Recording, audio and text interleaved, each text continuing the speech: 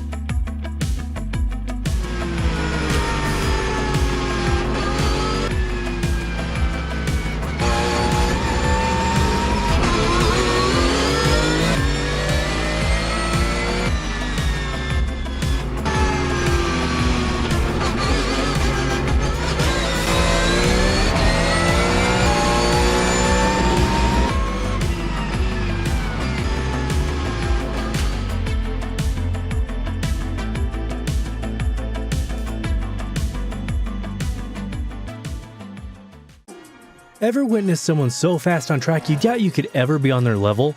The mission of Advanced Motorsports is to demonstrate the speed is achievable for everyone. With the expertise of some of the best sim drivers in North America, we are set to release free content on social media and comprehensive guides on our website. For those seeking the ultimate experience, our Advanced Motorsport Institute and personalized coaching sessions are the way to go. No matter your level of experience, we invite you to follow us on our social media to learn to be fast.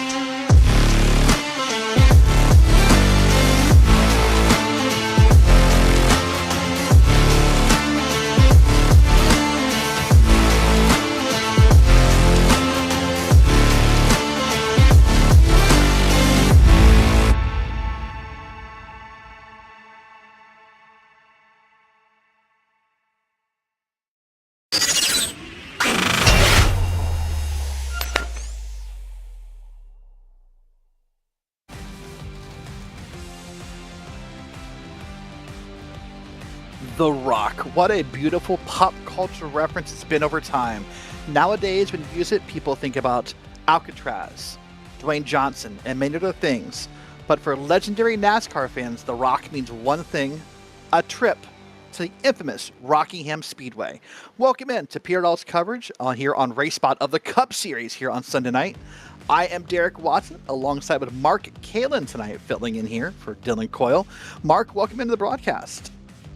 Thanks for having me, Derek. It's a pleasure, as always, to be here, and I'm looking forward to an awesome race here at this very tricky track.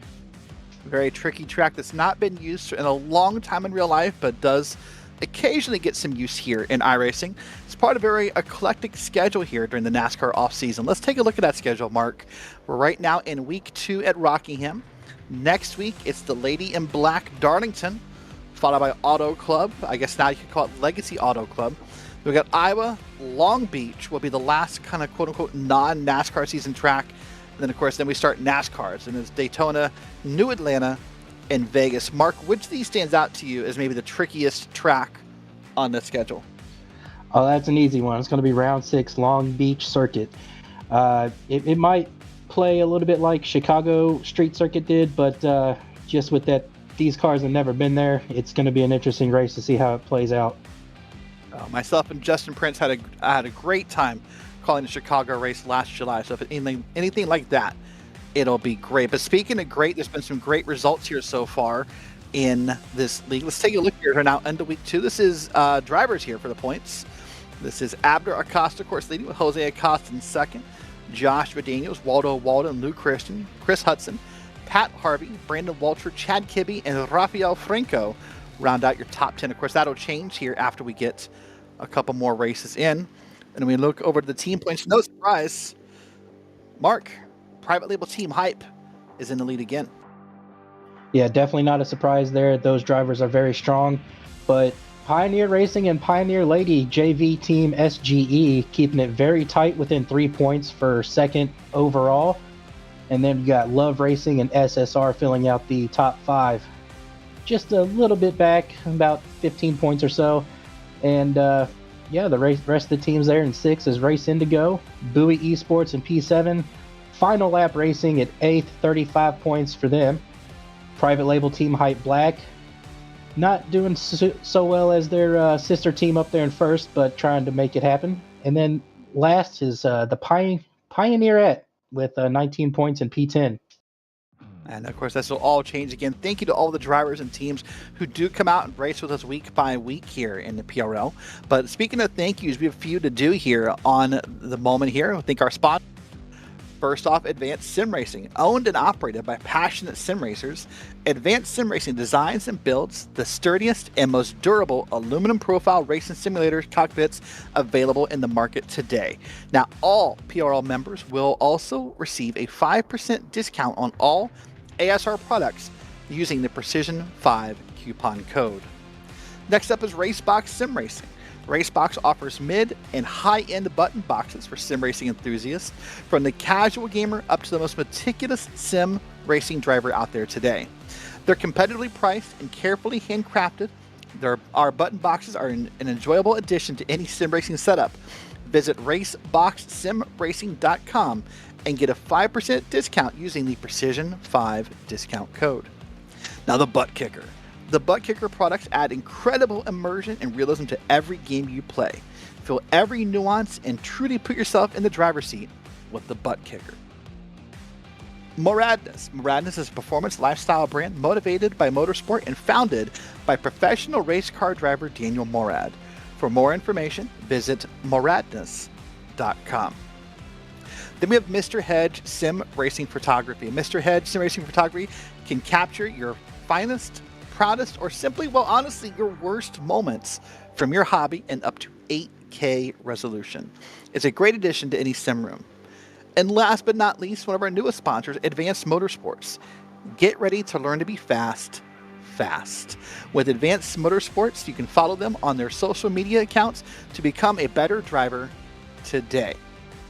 Well, thank you to all those sponsors who help make this broadcast of the PRL on RaceSpot happen here every week.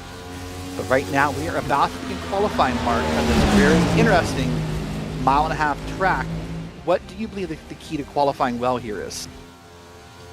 I think it's going to be who can get off of turn 2 and turn 4 the best. The turn 2, it's very easy to get the car sideways on the exit. And if you don't get it pointed the correct way, you're going to spin it around or go straight up into the wall. That could happen. This is Maverick Davis. Maverick at one point was leading in practice. Pardon me. He got beat out at the last minute by some newcomers into practice, but having a good run there. Yeah, he's been pretty fast week in and week out since he's joined the PRL. Very impressive driver, and I'm happy to see him up front giving Trent Dinkle and Abner Acosta a run for the money each week. Yeah, and that's the beauty of, as we have more PRL seasons, and of course we're only in week 2 of this one, is that some new names pop up, or some drivers get better than they were before, or able to really just get in a groove and challenge people like Abner Acosta, Trent Dinkle, and Acosta and Dinkle love that, by the way. They want those challenges, but here we have seen Maverick come across it. I don't see a recorded time from Maverick, and I'm not sure if he's scrubbing the wall or what's happening here, but I do not see a recorded time on the board for Maverick Davis. That's going to be a good one right there. 23.676. So that appears to be his. He is not turning a Q time. Well, anyways, here's Rafael Franco. He is best currently at 23.613. And look at that, how high he's rating that wall mark. Yeah, it looks like he got into the corner, or into the wall, excuse me, off of turn 2 there. So that's going to cancel out this lap if that was in fact the case. So he'll be hoping for a better lap this time around here. Yeah, and of course, with the iRacing system, the way it works is if you do get what we call an incident point, that would mean scrubbing the wall. Man, if you didn't right there, I don't know how. That would give you either a 0x or maybe a 1 or 2 to how hard you hit it. And that will disqualify your lap time. So he is done. And speaking of done, that's the end of qualifying. The cars have gone around and set their positions. And I believe now, in a moment, we are ready to take a look at the grid for tonight's race at The Rock. Well, let's start with the pole. Abner Acosta, private label Team Hype, a 23.295. His brother, Jose Acosta, is next to him. And then James O'Brien and Luke Christian, third and fourth. And then Joshua Daniels and Tommy Brandon round out your top 6. In 7th place, we have Chad Kibbe, and following in next to him would be the number 76 machine of Tristan Callahan in P8. P9, we have Corey Cook, and following, rounding up your top 10, is the 78 of Bruno Melo. Jose Medina and Vicente will be rounding out your top 12. All right, pick up at 13th, Chris Hudson with Rafael Franco on the outside in 14th. Waldo Walden and Park Hilliard make up row number 8 with 15 and 16. And then row number 9 will be Kevin Maines and Brandon Walters, 17th and 18th. 19th is Scotty Johnson, followed by Brandon Fetterplace in 20th. Pat Harvey, Trent Dinkle with a rare low qualifying number for Trent Dinkle there in 22nd place. Jeff Chandler in 23rd, Maverick Davis in 24th. We'll round out the other cars who did not qualify here. Luis Rodriguez, Chris Vinson, Brian Dixon, and Ben Laughter, all the way back in 28th. Now, of course, Luis Rodriguez and Trent Dinkle were not allowed to qualify due to penalties from last week. The rest of the cars, as far as I know, either must have scrubbed the wall or chose not to qualify because they did not have any penalties that race control made us aware of there. So, all right, well, it's going to be 185 laps or 90 minutes here, Mark, to see how this race turns out. In your mind, what's the key to victory at Rockingham? Keeping it pointed straight and keeping it off the wall. It's going to be the keys here. Managing those tires. You can take the fuel a long way around here, but the tires might not last that distance. So keeping those tires cool and calm is going to be the biggest key to the victory here tonight. Yeah, there are definitely 2 types of stops here, gas or tires. Typically at most tracks, we'll see the gas run out before the tires, but I think you make a valid point in that now this time, we're probably going to see stopping for tires before stopping for gas. We heard one driver say they thought they could do it though, right? We did, and it's going to be a pretty stressful race for that individual driver that's going to try and stretch it out if they do so, because those tires will be screaming at them by the end of that run. Screaming indeed. Well, speaking of screaming, we're about to have these cars screaming around this racetrack as a familiar name, Abner Acosta, leads us out of turn 4, up to the line with his brother on the outside, and once again the green flag is out at Rockingham.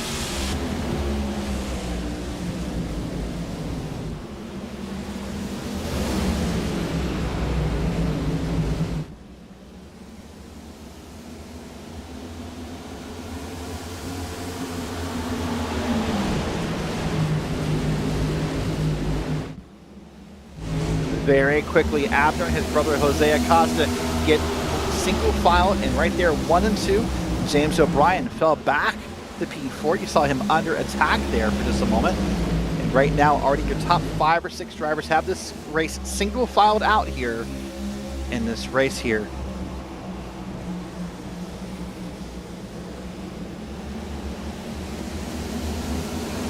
And that's Luke Christian, by the way. He's gotten up towards the top of the run here, Mark. Lou's really had a resurgence lately of really great performances. But right now we're looking at Rafael Franco, one of our Brazilian members of the Precision Racing League. And look at this. Are you surprised, Mark, how it's already single file?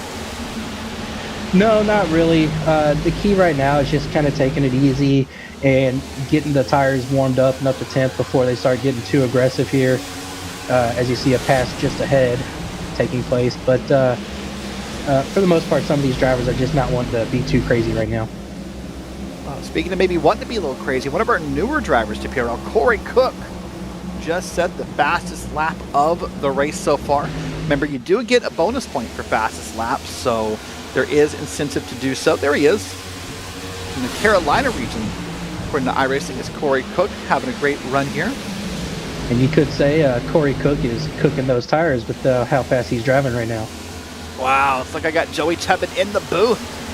Wow, you and Joey must hang out a little bit to have one of those moments there. Yeah, his way of commentating is rubbing off on me. I can tell that it is. Right now, Corey Cook's under attack here, and that is going to be a successful pass. Now Kibby's going to try to get around here. I believe that's Tristan Callahan who just got around Cook there. And Tristan, of course, the most recent winner in the Thursday night PRL Formula D Series, had a great battle at the Tsukuba circuit and a road course, so congrats to him for that. Up front, that you're not missing anything. It's 1, 2, 3, 4. Acosta, Christian, and O'Brien. Now, right now, Mark, if you were Christian or O'Brien, what is the key to success here? Do you want to be aggressive and find the lead right now? Or do you want to conserve and see if Abner or Jose burn up their equipment? No, right now they're just in conservative mode, riding along in the foot tracks of the Acosta brothers, managing their stuff and making sure they don't overdo it for later in the run. It's way too early for those guys to be fighting it out, and they know that. They're very experienced drivers, so they're just chilling right now and hoping for a slip up from ahead. Yeah, this track is easy to slip up on, by the way. From this camera shot right here, it can look like a pretty smooth track. But Mark, once you're in the car, the place is anything but smooth, right? Oh, without a doubt. It's very bumpy, especially in turns 1 and 2. If you hit a bump in turn 1, it'll send you up into the wall just right. And then in 3 and 4 is even bumpier, so it's very tricky to get around this track. There's a lot of complaints. In fact, there was a complaint that we heard on Wednesday night from one of the drivers who called it atrocious with how much force feedback he was getting out of his wheel and how sore his arms were after the race because of how bumpy the surface is. Maybe in a little bit we can get an in-car camera and kind of show it to you here. We've got a pass happening here on the inside. It's a great pass, a dominant pass, in fact, right there. Look at this, Mark. Walk us through how bumpy this is. Yeah, just look at the head shake from this view right here. It really gives you an idea of how physical this track can be with the wheel movement, constantly moving left to right, little adjustments here and there, and then it just bottoming out at times, and it's very physical around this place. This is the onboard with Joshua Davis trying his best to get around a couple cars here and make his way through. Oh, sorry, this is Maverick Davis. I apologize. Trying to make his way through. I got the wrong Davis there, and doing a great job there. Now, that was not that much wheel movement, all things considered, from Maverick. Are you happy to see that? Like, does that imply that maybe he's having a decent night so far? Would you expect more hand movement if he wasn't having a good night? Not necessarily. It's still early in the run. Once they get about 25, 30 laps on these tires, we'll probably see those wheels moving a lot more. All right, we're going to come back here and take a look here. This will be Brandon Walter. Oh, in the wall. Oh, goodness. I'm not sure if you got a little bit of contact from behind there. I have to maybe see it one more time. I can't tell if he got bumped in the back or if he just lost the car up. That's on the front straight. That's not a common place to see someone lose a car by themselves.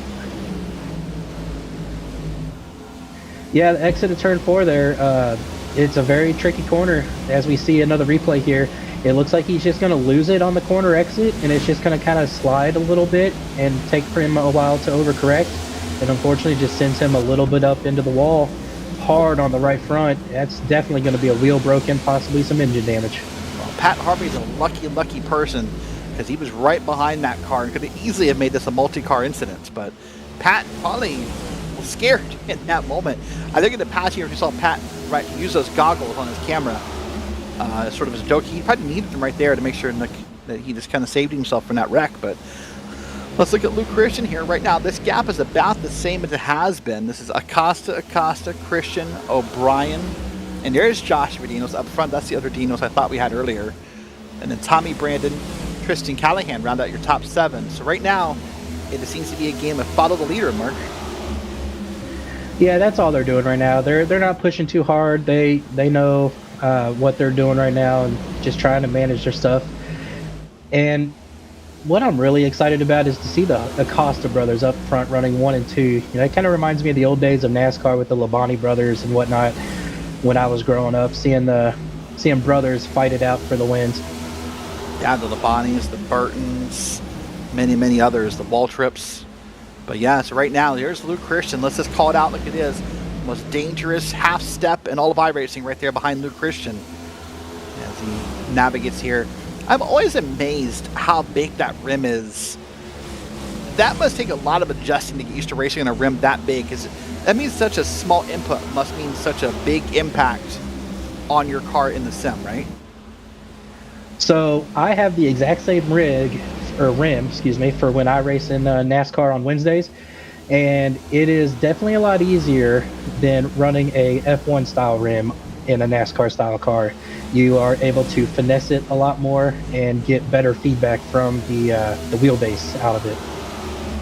Yeah, definitely easier than an F1 rig. I would be positive about that, but I'm just curious how much that would feel different than, say, like in typical, like a G27, G29, you know, your typical Thrustmaster kind of setup. That big a wheel must be a massive adjustment, I would think, to get used to. Yeah, I'm sure it does. I don't have any experience with the other rims, but yeah, I'm sure no matter what size difference there is, it's always going to have an adjustment period come with it. All right, well, right now we're already working lap 21 of 185. We're having a very green flag run here so far. Now, as Mark and I discussed, we believe that the impact here, whoa, that was a car down under the line there, and he got himself back up. But now here's Jose Medina towards the back of the field here. Now, Mark and I believe probably what will happen is that this run will be split into thirds. Mark, I'll get your opinion. I don't see how you run this in half. I think that basically whatever time advantage you would gain by cutting only one stop into this race would be massively lost by the time lost on the tires, right? I would think so. Now, it's been a long time since I ran the Rock here, but I do always remember tires being a big issue, and if you stay out on track and you got someone on fresher tires, they're easily 2 or 3 seconds a lap faster than you. Look at this temperature here, by the way, Mark. 102 degrees Fahrenheit on the track. It's clear skies, about 12:30 p.m. virtual standard time. So very clean race. Yeah, so track's already at 97, by the way. So, I mean, this track is heating up. That will go towards your point of killing those tires, right? Oh, absolutely. The hotter the track is, the hotter the tires get, and the faster they wear out. So that's definitely going to play a significant role into how long this run is going to last for these drivers before they decide to make it onto pit road. By the way, that's Trent Dinkel getting around Rafael Franco. Trent towards the back of the field to start this week due to the penalties from the incidents last week. So he's having to really work his way through here. Trent, though, is such a masterful racer. We've seen him do this before and get his way to the front. For Trent, what do you think it is? Is it just talent? Is it determination? Is it anger? Is it a mix of what allows Trent to really carve the field like he does sometimes? I'd say the biggest factor is just his track time. He has a lot of experience behind the wheel of these cars, and he's worked with a really good team with private label Team Hype over there, and they've really got him up to speed. And he's one of the better iRacers out there today. So he's just showing it right now by cruising up through the field. He's already up to P14 and working on P13. Yeah, doing a great job. Trent started 22nd, so he is up 8 spots. I'm pretty sure it's going to be our biggest mover of the night so far. So great job to Trent there. Looking like a close battle here, by the way. That's Tristan Callahan there on the outside with Maverick Davis on his inside. Both fighting for the same real estate, and now they're going to work it out. Now, we're starting to see some cars move up here, Mark, and we're seeing a little bit of both. We got cars in the bottom, cars in the top. What is the advantage to driving each lane? So as you can see with Maverick right there, running that higher lane out of turns 1 and 2 is going to give you the better run down the backstretch, which, as you can see, he was able to complete the pass there. And the same thing on the exit of turn 4. You just get the better run for the front stretch there. And it's easier to defend from that high line than it is to make a pass on the bottom lane. So it's all about momentum with this track, and as you can see, the 248 there, able to stay ahead of Trent, but Trent is fighting hard on the bottom, and I believe Trent, with his expertise, will be able to complete the pass here within the next lap or two. Yeah, there's Trent Dinkel right there on your screen in the battle here, a two-way battle. And as you said, with his experience, really does a great job in that number 9 car, getting that private label team hype car to the next position here. We're lap 30 of 185.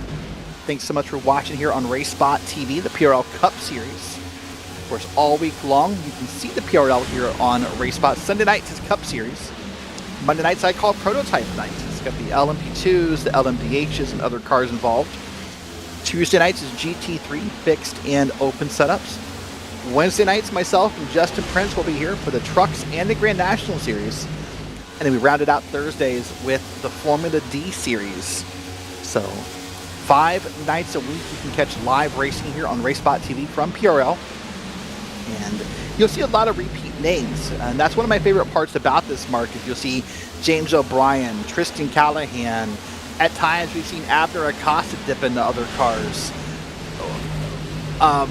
What do you think? Do you think that helps, or how difficult is it? The question I want to ask, to go from one type of racing to another, multiple times a week. Oh, it's extremely difficult because from personal experience, I race on Mondays in the GTPs in the Acura, and on Wednesdays I race the Grand National Series. So once you get used to one car, then you have to get used to another car, and it can be very, very tricky to go back and forth like that. There was even one season I raced every night of PRL racing action, and that was very exhausting. Yeah, but that does sound exhausting. Yeah, but that one time a year, though, or maybe more, that the Grand Nationals goes to a road course, do you think that benefits you to have driven the road course cars already, to have a knowledge of how to road course race? In a sense, yes. I would say if you had a GT3 car that you're running, it would translate better to this, but being in the hypercar of the LMPs, it doesn't really translate very well over to NASCAR, in my opinion. So it just depends on what car you're running on the road side of things. Well, speaking of having a difficult time at certain times, Corey Cook right there out of that corner, that car wobbled really hard, Mark. He kind of wobbled and took a second to get himself back in line. But Trent Dinkel here has already got himself up here into about 12th place. And this little battle right here could put him up into the top 8 or so. This is going to be Tristan Callahan, Corey Cook, Tommy Brandon, and I believe Bruno Mello up in front of him. So now Dinkel's got some traffic in sight. As a driver, does it motivate you to race harder when you can see competitors? Or do you prefer to kind of be out there alone turning laps and not having to worry about other people's lines and braking points? I think right now the goal for Trent is to get through the field as fast as possible before the first pit stop. So he's trying to save his tires, but at the same time not really trying to save his tires, because he knows that the closer he can get to the front, the better off he'll be later on in the race. He's doing a good job here, really catching the field all over the back end of Corey Cook. It's Trent Dinkel doing a great job here to work lap 38. Well, Mark, if we break it down into thirds, it's basically lap 60, 61 is when the pit window will open for these drivers. So we're about a little more than halfway through what could be a pit stop run here. As Corey Cook almost came from the wall here. They're about to be 3 wide, but I don't think Dinkel's going to do it. No, he's going to make it 2 wide, but the car up top backed out. So 3 wide at the Rock would have been a very, very scary proposition, in my opinion. Well, especially over in turn 1 and 2, where it narrows up on the exit of 2 there. That would have been very dangerous for all 3 drivers involved. And would have been very impressive if they pulled it off, though. Yeah, it would have been impressive, right, to see them get that moving here. Now, for Dinkel, it's sort of the challenge for the rest of the season is points, because with this new 9-week format, there are no more drop weeks. So, I mean, Dinkel ended up finishing okay last week, but in his mind, that's probably what he wants to be his quote-unquote drop, if there was one. So, for Dinkel, he doesn't really have that ability to kind of sit back and wait anymore. He probably thinks he has to be aggressive, right? To an extent, yes. The key this season for every driver is going to try and be to get the best possible finish that they can, because overcoming a wreck or anything like that is definitely going to kill you in the points championship. Yeah, it definitely could kill you here. See, this is once again Dinkel. Look at that.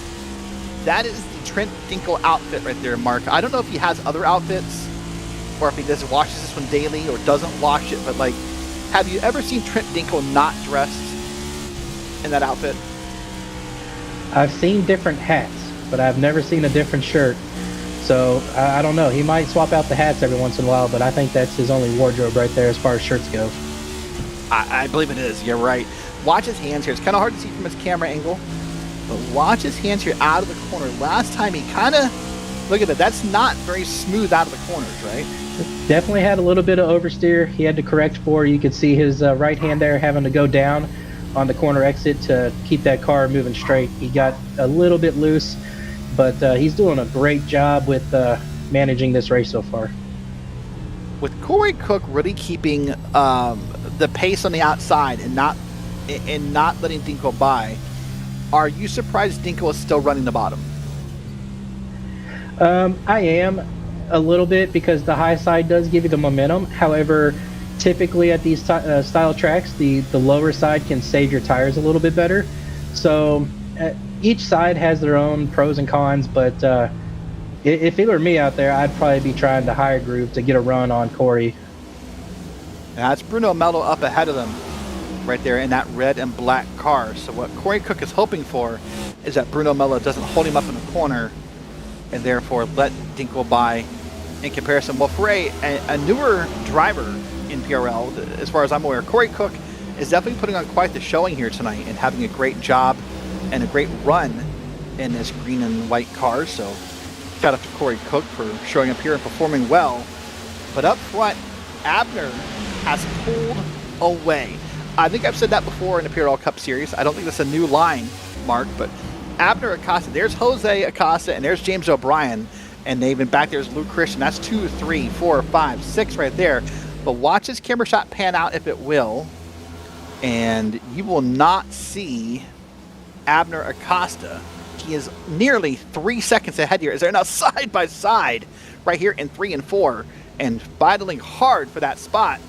Now, does this benefit them? Oh, hold on, contact. A little bit of a door bang there going into turn 1. James O'Brien wants by. He is tired of waiting. He's impatient and wants by Jose Acosta. But this really is only hurting them, right? As far as distance to the leader, it is. But, yeah, it's close to lap 50 now. So the tires are getting worn out. And we're seeing now that it looks like James has been able to manage his stuff a little bit better than Jose. And I believe James to be the faster car. But Jose is doing a great job of holding him up here. Oh, big checkup by James there. Look at how he had to kind of back up to the field as that car drifted up in that corner. Let's watch it again here. It's going to come in low. And look at that car is sliding high. That car must be... I'm confused because typically that's how a tight race car would behave. You don't see the back end coming around. He's just sliding up the hill, Mark. Yeah, I think that's just the part, the way he's driving the track right now. He's just kind of sending it into turn 3, drifting up towards the wall, and trying to carry that momentum as much as possible onto the exit of turn 4 so he can run down Jose and get the pass around him. Let's get back in the battle here. And we're following here. This is going to be Bruno Mello. That's Corey Cook. Now Dinkel has moved to the top with Corey Cook. And Bruno Mello down to the apron. And now back on track. I thought for a minute maybe he was signaling for pitting or out of gas. But no, he just got out of the way. And now it looked like he got loose off the corner there. That was a great save by him. That was great. Just took a second for me to gather the info of what he was doing. But now we're back to Cook versus Dinkel. And this really is shaping up to be quite the battle for Corey Cook. This is a notch in your resume to be this competitive with Trent Dinkel, right? Oh, without a doubt. And I'm sure Corey is thrilled to have Bruno behind him now, because I believe Bruno was holding Corey up to Trent. But now it's reversed, by the way. Earlier you talked about how Trent Dinkel was on the bottom lane versus Corey Cook. Now they've flipped it around. Now Cook is on the bottom and Dinkel's on top. So let's see how this plays up here. Corey Cook drifts up the track a little bit, but I think Dinkel's finally got him. Yeah, as soon as Corey looks like he tagged the wall a little bit there, but as soon as Corey went to the bottom, Trent was already on his outside, and it did not take long for Trent to complete that pass and start pulling away. With that, that'll put Dinkel up in the P8. A great run so far. Started 22nd. Was not allowed to qualify due to the penalties incurred from last week. Oh, there is a car. That's Maverick Davis, I'm pretty sure, back there, who got loose. And you saw those tires smoke, Mark. That means he had to really grab a hold of that car and save it from doing something awful. Yeah, that was a magnificent save from Maverick. Yeah, definitely smoking the tires off the corner there. And that's not going to do anything to help him have a fast race car, that's for sure. Davis, I think, is now going to be... Oh, there we go. All right, well, Davis had to take a second and regather himself, and maybe he's still tagging the wall little by little here. So, obviously, there's the physical impact of a car when you hit a wall. Maybe you bend the fender, maybe you rub the tire, you damage the tire, you take some speed out of the car maybe. But what is the mental impact of hitting a wall like that? What does that do to you as a driver sometimes? It just kind of gets you off your game. I think Maverick got into the wall again on the corner, middle of 1 and 2, excuse me. And he's starting to fall back a little bit from this group. And but yeah, it just gets you off your game, and it takes you a few laps to get back into your momentum or your groove. We'll see if he can't get back into his groove. By the way, these cars right here you're seeing come around. Let's watch this first on a replay here. Oh man, that is a hard hit right there in the wall. That is Vicente Sepulveda who hit the wall there. One of many marks on this wall tonight. Now the cars you're seeing on the track that are that Jose Acosta and others are passing here. This is already lap traffic, so that's how long this race is going on here. That we're already seeing. Ooh, Daniels got hard in the wall behind. Wow, Jose right all over the back end of that car. In my mind, that's a very risky move to be that close to a lapped car who's having a hard time, because you never know what they're going to do or how their car's behaving, right? Yeah, and with them being slower, it's always scary coming up on lap traffic, because sometimes they can be unpredictable to get around or what line they're running. And they did a good job of getting around the lap car there, but it was definitely tight, that's for sure. Yeah, that was probably scarier than Jose meant it to be. Of course, last week, Jose and his brother were in the same room racing. They were visiting for the holidays and able to pull that off, but now they're back to living apart and racing separately. Here's Chris Hudson, by the way, part of SGE Pioneer. Our first time mentioning Chris tonight, back in the 43 car. Chris, of course, has that amazing rig. Look at it right there. That is some massive screens. And that is the ultimate setup right there, Mark. Look at that. There's a GoPro in there. I think I see a webcam on the top of that monitor. I've got to ask Chris, those must be like 42-inch monitors. This looks that way. That is an impressive setup. Yeah, they look pretty nice, that's for sure. That's my dream right there. I'm only on one monitor, but yeah, I definitely wish I could have either VR or triple monitors, that's for sure. Yeah, and of course that's a very popular debate amongst the iRacing community. VR or triples. IR is that stuff you gain in official races. That's not exactly the right acronym I was looking for there, but obviously, Chris, look at that, having a good time. Smiles, and there's the VR aspect, however. That's Tristan Callahan. Talked about him earlier, winning the Formula D race. No screen in front of him, VR headset attached, and perfect sponsorship placement right on the other side of him. Yep, sounds like we got some cars pitting right now too at lap 63, so it looks like they're going for the one-stopper. We'll have to wait and see here. One-stopper will be a long time, be 120 laps on the next run. So we'll see here, but this is going to be Tristan Callahan. That's good camera timing right there by our producer, because Tristan's now on screen here with that Race Indigo car and coming down pit road. And you have Thanks to imagine. For correcting me. Sorry about that. Oh, that's okay. Hey, listen, I've made my fair share of silly comments, so I'm not a that's a long list of a club right there you're in now. But everyone here will be 4 tires, full gas. There's no way anyone deviates from this, right? Not at this point, no. They've made their bed. They're going to have to lay in it now.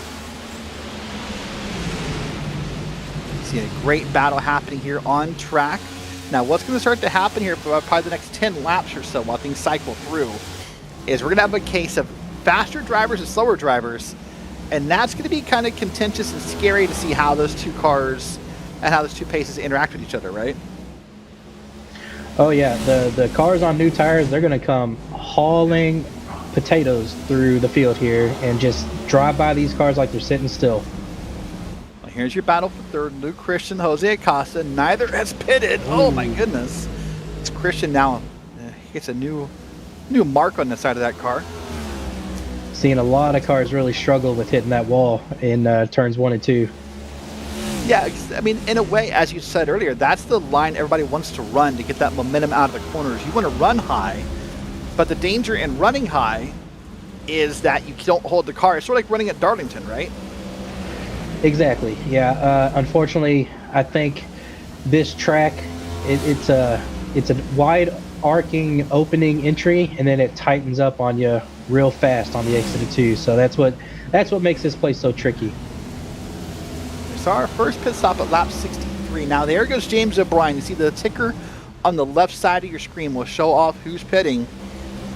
Now, however, you did mention one stops, and right now Abner Acosta, Luke Christian, Jose Acosta, Maverick Davis, Trent Dinkle, and others have not pitted. Now they would need to get to about lap 92, 93-ish to make this a one-stop race.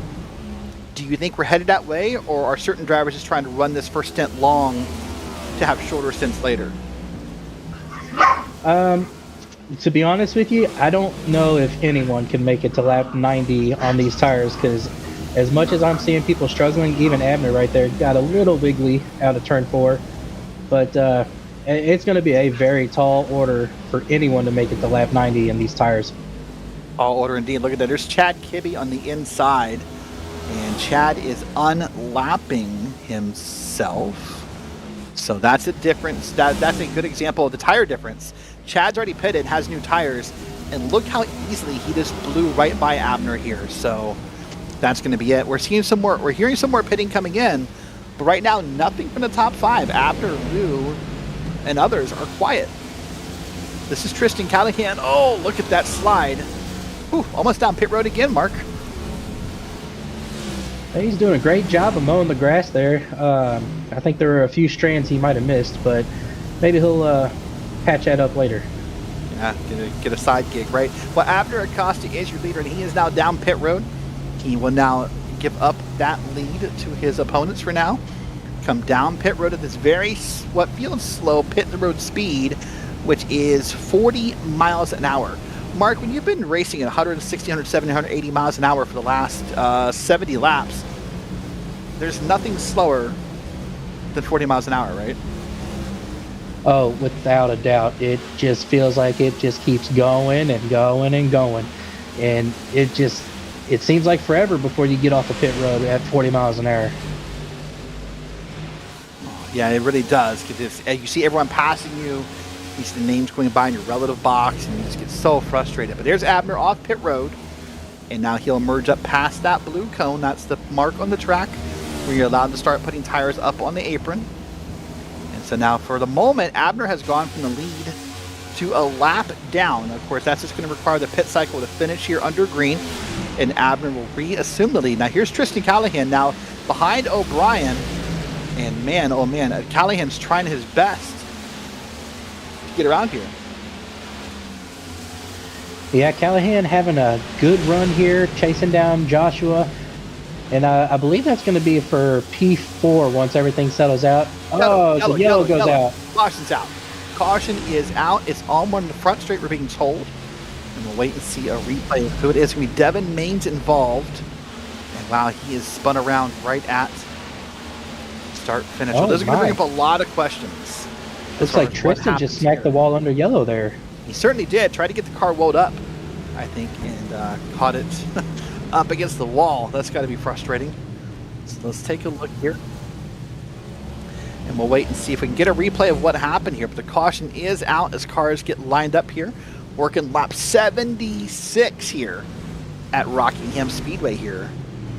And happen to see what happens.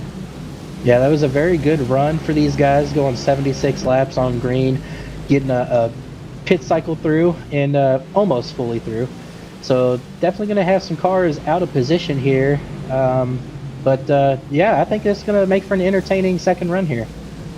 To make for entertaining runs, there's a lot of what-if questions I want to get to.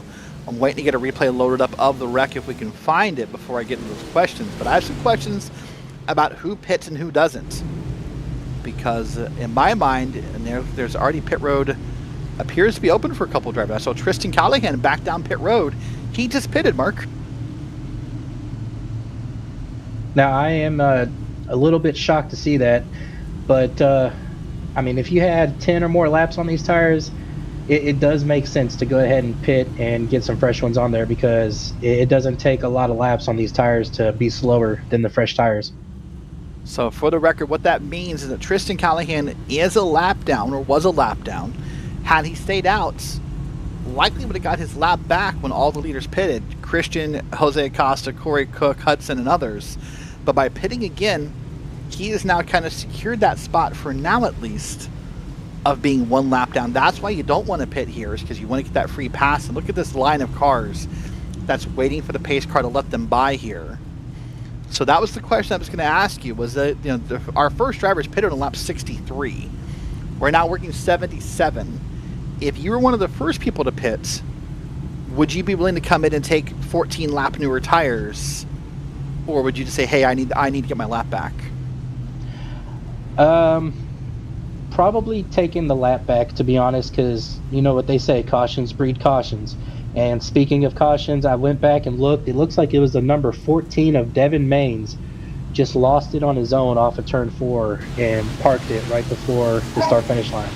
Here it is. Let's take a look at it live, or on the replay machine here. Going to come through 3 and 4 as you talked about. Gets it on the bottom of the track and just, oh man. Yep, lost the car and tried to save it. That's what happened here. And that's a natural racer instinct, but then it's got it pulled up right there at the start-finish line. Kind of looking right up, see all the yellow flag right from his windshield, Mark. It did a phenomenal job not to hit anything there. Very fortunate for him not to have any damage after that wreck. But that could have easily been a whole lot worse. Could have been a whole lot worse indeed is right. Well, that's why we're under caution here. Working lap 78 here. But this 185 lap race, that is our first caution. So, I mean, so far a very clean run. With how bumpy this track is, with how close the walls feel inside the car, with how tight the competition is here, are you surprised we went that long in a green flag run? Not entirely surprised. The competition level here in the PRL is pretty far up there. So a lot of talented drivers, and I wish they could have been able to keep it green, but at the same time, who's going to turn down a restart? And turn it down indeed. Well, let's go ahead and reset the line here. It's going to be Lou Christian and Corey Cook. Oh, Corey Cook's back there behind. Okay, so sorry, it's Lou Christian, Jose Acosta in the front. Corey Cook's right there behind him. Chris Hudson, Bruno Mello, other names to the front here. By the way, Abner Acosta is being shown in P11 as we come around here. So the pace car is going to come down, the pace truck rather. And Lou Christian's going to lead us to the green flag here at Rockingham on lap 79. Lou Christian gets a heck of a start on Jose, but Jose fighting back, except he clipped the apron a little bit, had to slow up just a hair. Look at this. Corey Cook's getting himself up to third place.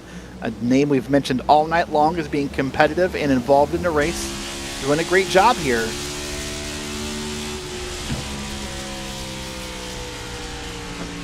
Doing a fantastic job. All these drivers really are doing a fantastic job. And I'm interested to see how long it's going to take Abner, Josh Daniels, James O'Brien, and the likes of Trent Dinkel to get up towards the front here after getting put out of place from that yellow flag. Yeah, that's a very good question. Abner really the one person who maybe got hurt the most by that yellow flag, despite not being involved in the incident, but definitely has affected his running order right now. Look at this battle back here in the field. That's Josh McDaniels in that red and white car with James O'Brien right behind him. So this is going to be back here for 10th and 11th. That's going to be other cars there in front of him here. Now back to the front. That's Luke Christian, Jose Acosta. Look how close this is. Jose's right within breathing room here. Do you think he wants to make the pass? Does he want to burn up these tires right now? I do believe Jose to be the more aggressive Acosta, but it does look like he might want to try and make a pass here in the next lap or two. It looks like he's hungry for leading some laps.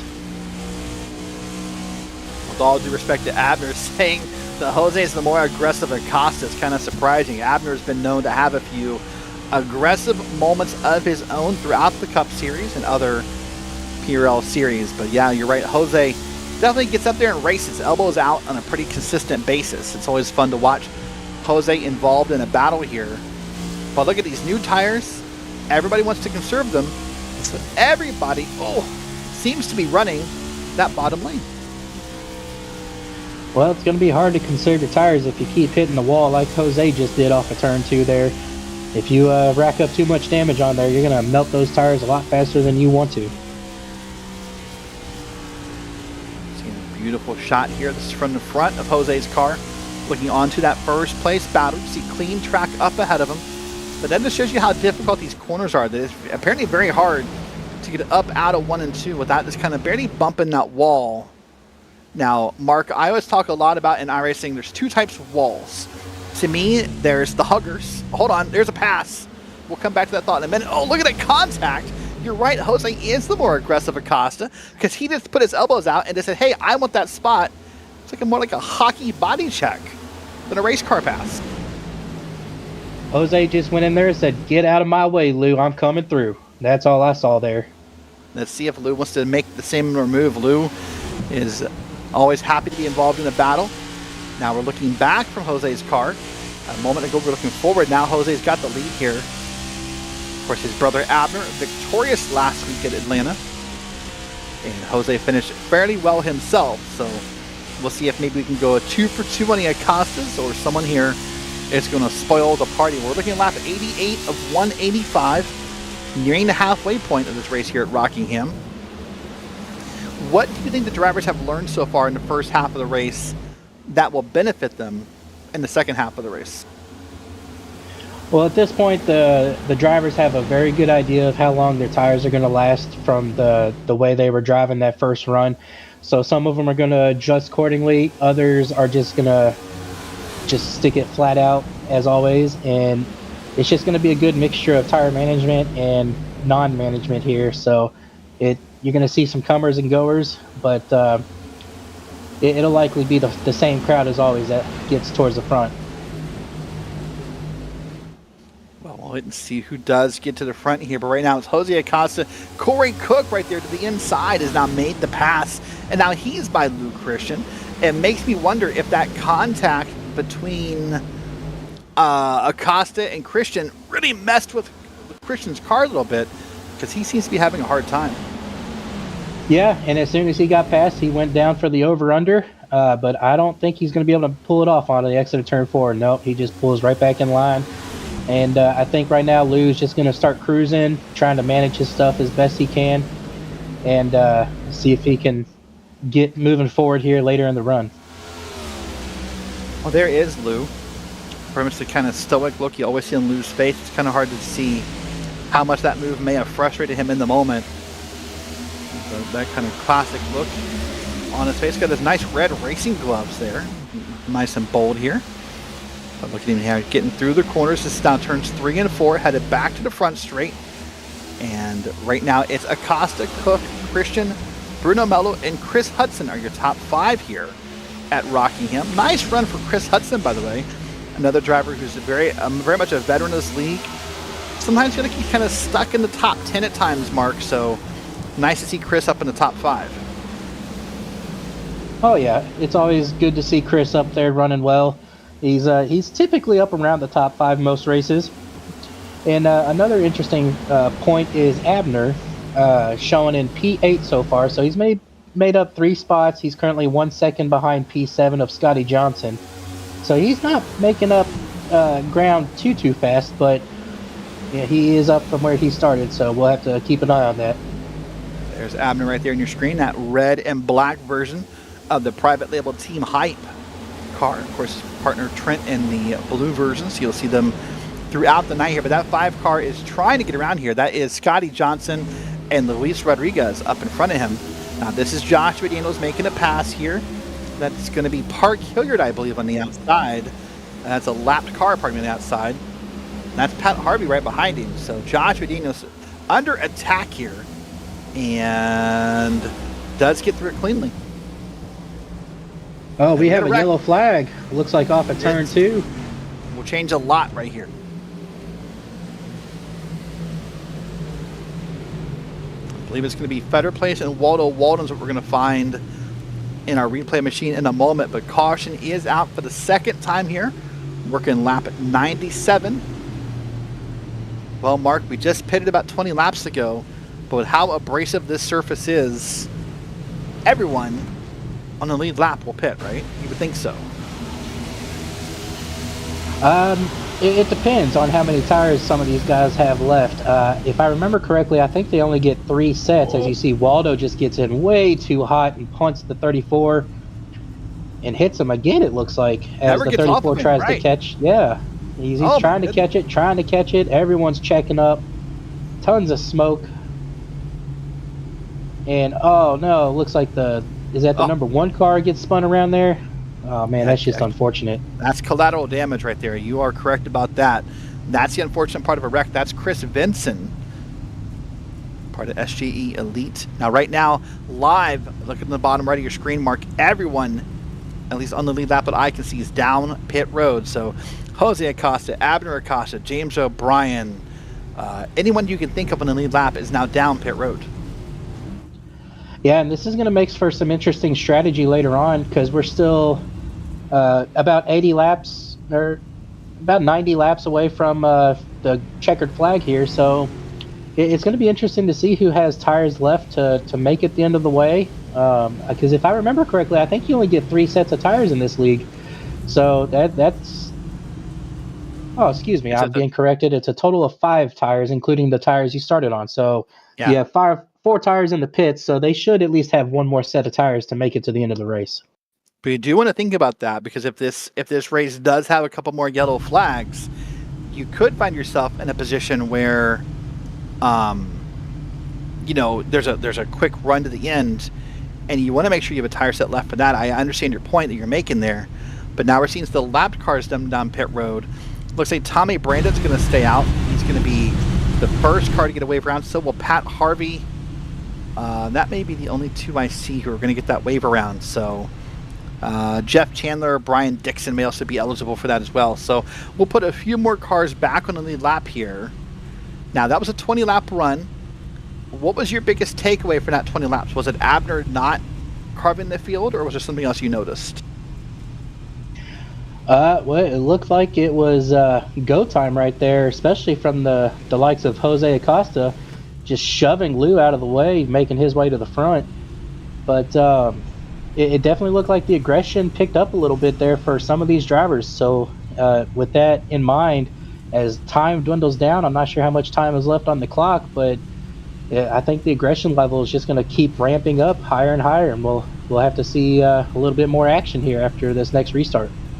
Yeah, let's remind our viewers at home, this is 2 conditions to end, either 185 laps or a timer.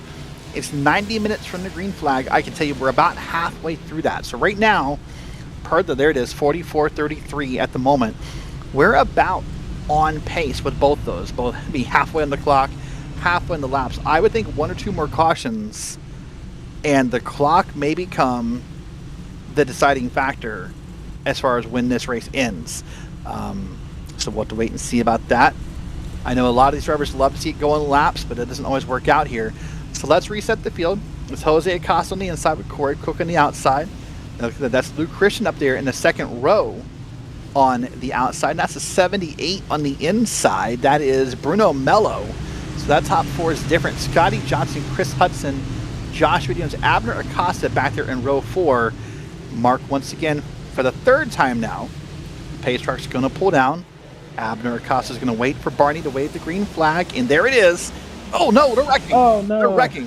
It's tire spin. That might have been tire spin from Corey Cook. And we are yellow.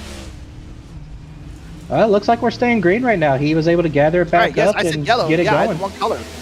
That No, is you're right. very I had the wrong color. unfortunate. Very unfortunate for Corey Cook. He is going to lose everything. Wow, I don't know. We're hearing his tire spin. I want to see a replay when we get one loaded up here.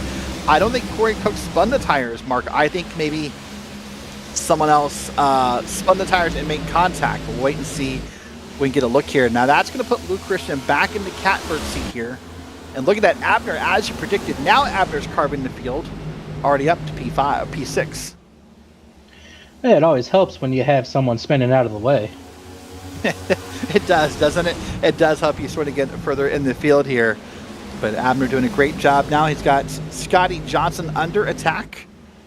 And right now I can tell you Corey Cook is still on track. Let's see here. Here's the restart. That's Corey Cook on the outside, Luke Christian behind him. Look at Bruno Mello. That's the second car on the inside. And what's going to happen here? Oh, Bruno Mello just come up. And he's the one who spun his tires. And he came up and just tagged back into Corey Cook. Yeah, he spun those tires hard and just could not keep it down off of Corey, excuse me. And unfortunately, Corey's race has come to a very different outcome right now. Yeah, that's going to be frustrating for Corey. Having a great night all night long. And now all Corey could really hope for at this moment would be a caution to sort of let them reset the field and he can maybe try and make another run at it. But, boy, that's got to be nothing but frustrating, you would think, for Corey. You have to think he's got to be mad there wasn't a yellow, correct? Correct, yeah. Yeah, I mean, exactly I understand there wasn't a yellow. I'm saying, as Corey, from Corey's point of view and Corey's mindset, you have to think, in his mind, he's got to be thinking, why wasn't there a yellow? That's the driver mentality sometimes when those incidents happen. Right, yeah, and unfortunately in the PRL, we don't do manual cautions unless there are track blockages at road courses. Everything is triggered from iRacing control as far as cautions goes. So it's just a very unfortunate break for I keep wanting to say Brandon, Corey Cook. Unfortunate, he's going to be very far back in the field, and it's going to be very difficult at this point for him to make his way back up forward. Yeah, very difficult indeed. Now, of course, my PRL history tells me that, of course, I can remember that rule about track blockages at a road course. That's never happened yet. But I'm going to put this out in the ether, Mark. Pardon me for doing this. Long Beach, Week 6 PRL Cup, it's probably your most likely candidate. Oh, without a doubt. It's very easy for these cars to spin out on an oval, so it's even easier at low speeds on a road course, in my opinion, which is why I don't race these cars anymore. But yeah, Long Beach is definitely going to have some Code Brown moments for a lot of these drivers. Yeah, and a very narrow road course at times. So if you want to talk about track blockages, that and Chicago would probably be your two most likely candidates. But we have a while before we get there. But right now, what's not going to take a while is for Luke Christian to be all over the back bumper of Jose Acosta. Now, I would think right now Lou has not forgotten how he lost the lead. And I want to know if Lou is willing to play the same game. If they were me in his shoes, I probably would. Yeah, definitely got sent up the hill there when Jose tried to take the lead from him, so I would not be surprised one bit to see Lou repay the favor. Now, there are multiple ways to sort of do that, right? I mean, Jose sort of did it with the side doors and the door bangs. But realistically, if Lou wants to do it, would you think the more, I don't want to say the more appropriate way, but the more common way maybe, would be to sort of just tap the back end and get the back end out of shape here? Yeah, that's definitely the most common way, just a little bump and run action. Just send them up the track a little bit without wrecking them. Or he could just straight up fully send them on into the wall if he wanted to. But I don't think Lou's that type of driver. And that back end tap sort of also leaves you that sort of deniability, right? Because like we all went, oh, sorry, didn't mean to tap you. Maybe we did. But if you door slam someone side by side, it's sort of hard to deny that, right? Oh, without a doubt. That's definitely, if you door slam someone on the corner, that's a full send moment. Like you're not getting out of that one. Yeah, but a small tap. Think back to some of the NASCAR memories, like at Bristol, with Rusty Wallace getting moved or other things. You go, sorry, I'm gonna tap you. But right now, look at this: Abner Acosta back up in the top 3. It's your top 5 right now: Jose Acosta, Lou Christian, Abner Acosta, Chris Hudson, and Joshua Daniels are your top 5 here. Now, you brought up a valid point when the yellow came out about how interesting the math was here, because it's roughly about 90 laps, 85 laps to the end if we stay green here. So if I were a driver in this moment, would I want to maybe break this in half, even under green, and go 45-45? Or as a driver, do I want to push this as far as I can and see what happens? Honestly, I'm not really entirely sure what I would do. I think I'd want to stay out as long as possible to see what other people do, because I definitely would not want to be the first driver to pit, that's for sure, because then you run the risk of everyone else waiting longer or a caution coming out, and then you might have to pit again. So, I mean, there's always a catch-22 to it.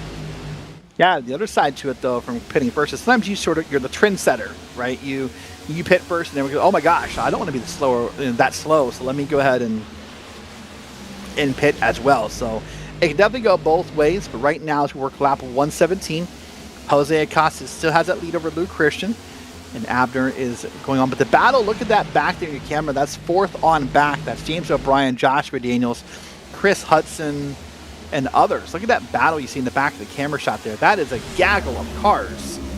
And this has been a great battle. I've been watching Chris Hudson here, and he's been really struggling.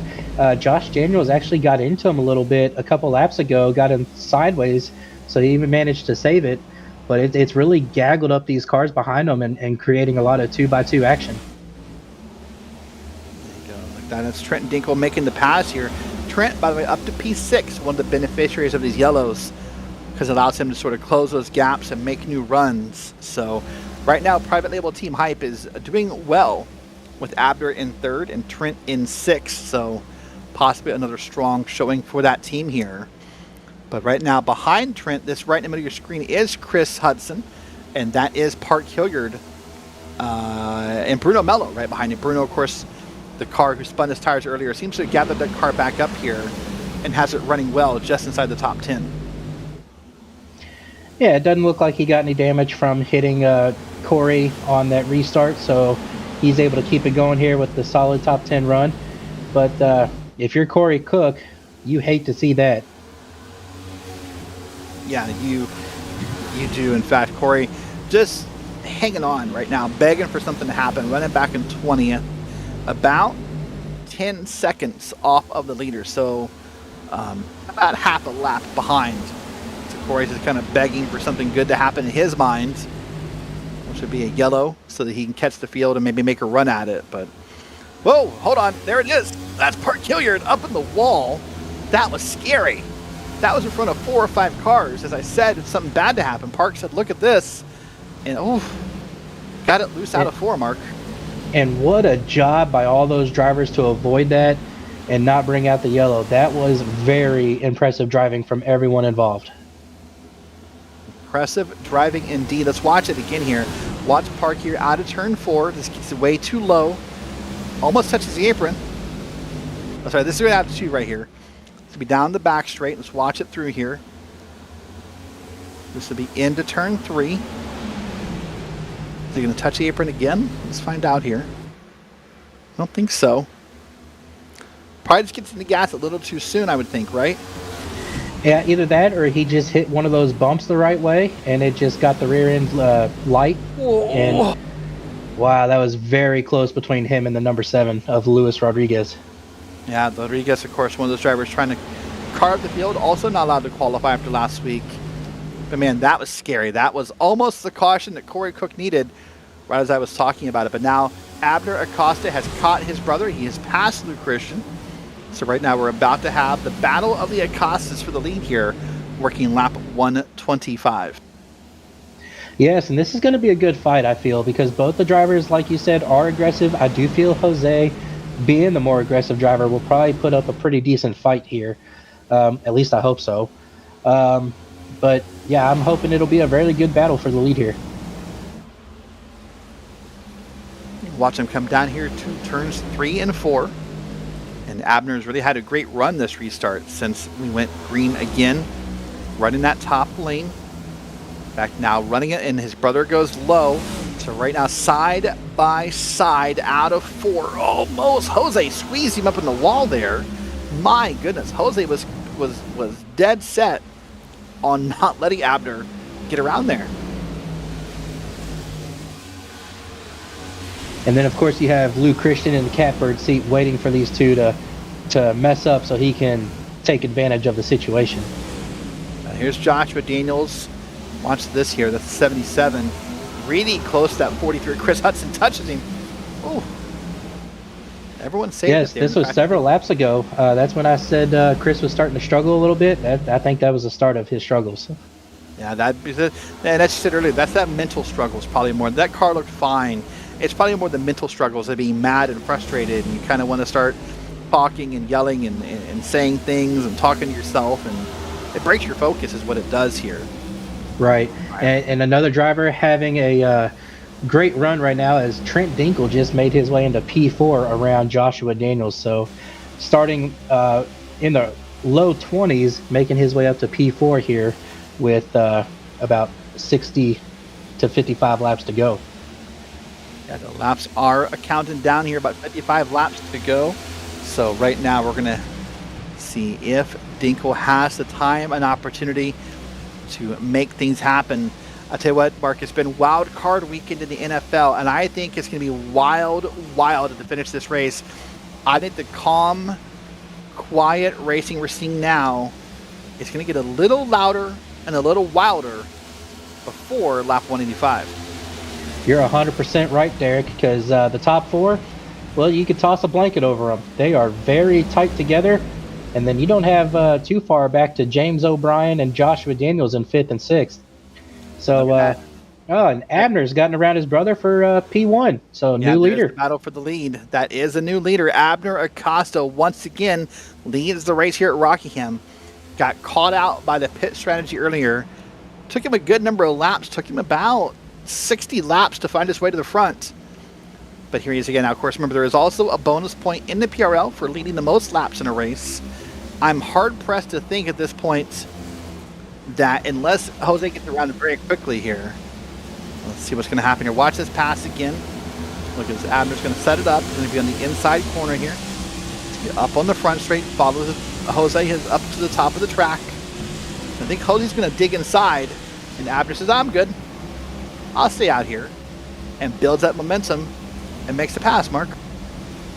I was really hoping Jose would put up a better fight than that, but still good, clean racing all the same. So good job by all these drivers up front, keeping it entertaining for us. And then you saw Trent Dinkle just a lap ago get around Lou Christian, and now James O'Brien has gotten around Lou Christian as well. So I'm curious if Lou's tires are starting to fade, or maybe he's hit the wall one too many times, or I'm not sure what's going on, but he's definitely struggling right now. Well, remember, we last pitted right around lap 90-ish, so we're definitely getting into this run. And now those questions start to come up. We talked about if you want to split this run half and half, you need to do it here soon, or you're going to be out of that window. Now, the longer you run out here, would you agree the less likely you are to take tires? If you do pit, I should say. Oh no, you're definitely going to want to take tires if you do decide to pit. But I've heard a couple of drivers from the mid-pack go ahead and make pit stops already. So we're seeing a couple of green flag pit stops here. But I'm curious when the top 15 drivers are going to start making this decision, because it's going to be a big one. And you're definitely going to want tires if you have them. So what are the odds right now that maybe Abner, Jose, Dinkle, O'Brien, and others are going to wait and see what happens to those cars who pit first? They're going to want to wait and see what the performance difference is, what the lap time difference are. What are the odds that that kind of data will impact their decision? Well, they're going to find out real quick, because the 64 just behind Lou Christian just came out of the pit road on fresh tires. So he should be able to make these passes around these leaders and get his lap back here very shortly. Now, This is Chad Kibbe right now that we're watching here. But there's Lou Christian. There's the 64 on the outside. And look how easy that was. Let's keep watching here, the 64. Oh, James throws the block on him. And James doesn't want to let it happen. The 64, though, with those tires should be able to pass on the inside here. As the faster car, Mark, I'm kind of surprised the 64 doesn't just dig to the bottom and get around this mess. Well, he's doing it now on the exit of turn 4. He should be able to complete the pass easily going into turn 1. And that's Ben Laughter, by the way. So having a moment here to show off Ben Laughter in that number 64 machine. But right now, Ben's going to try to carve through the field. Ben is shown as 3 laps down at the moment. That's sort of the price of pitting under green, is that you can go multiple laps down, as he's now going to get on the outside of Trent Dinkle here and get by Trent very easily right here.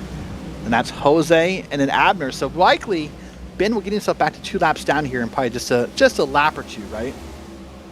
I would think so. And I think as soon as Ben makes it by Abner, I think it won't be too long before the leaders start making their way down pit road for their final pit stops of the race. I mean, like you said, if they're going to do it, they got to do it soon. And I think maybe within the next 5 to 10 laps, it's game on. Yeah, right now they're getting a front row view here of what new tires will do for you. They're about 40 to 42 laps into its stint at this moment. And look at that, Ben with that Oklahoma City Thunder paint scheme there on the side of the car. I guess it's no secret who he's voting or who he roots for, right? Yeah, definitely likes the NBA. I believe that's who the Oklahoma Thunder are. But I think you saw Jose get into the wall pretty good there that last lap around on the exit of turn 4 there. So hopefully he didn't pick up too much damage. Hopefully not, indeed. Well, there's the very easy pass. Look at that. So Laughter now 2 laps down as of this moment. Let's go back to Bruno Melo, our Brazilian member of this race. Racing back here in the field. This is P10 right now, is where Bruno is. Of course, as we said, Bruno caught up in that restart where he spun the tires and caused a little bit of calamity, but still moving well and is now trying to run down Waldo Walden. And look at this, Dinkle now is trying to get up under Jose Acosta. Let's see if he can make that pass. Dinkle looking really strong right now. He's sending it into turn 1 down on that low side, really making that bottom lane work for him. And I believe he's really the only one that's been able to do it that I can see. Other than Abner, of course. I mean, Abner's been moving around a little bit depending upon where he needs to run. But you're right, Dinkle is really on the inside of that line and doing fairly well at keeping up with Jose Acosta and almost gaining ground. In fact, right now he's going to go for the pass. I don't think he'll make it this time by. They'll be side by side down the back straight. But I believe down in the turns 3 and 4 here, I think Dinkle's going to make the pass on the inside and what's got to be considered a rare move for this racetrack. Rare indeed, because it's definitely easier to defend from that high line. Yeah, didn't complete the pass there, but I mean, Acosta, as you said earlier, is carrying more speed in the high line, and I agree with that, but Dinkle just seems to be, oh, whoa, hold on. That was scary loose right there. That's why that car wiggles. That's what we call loose, folks.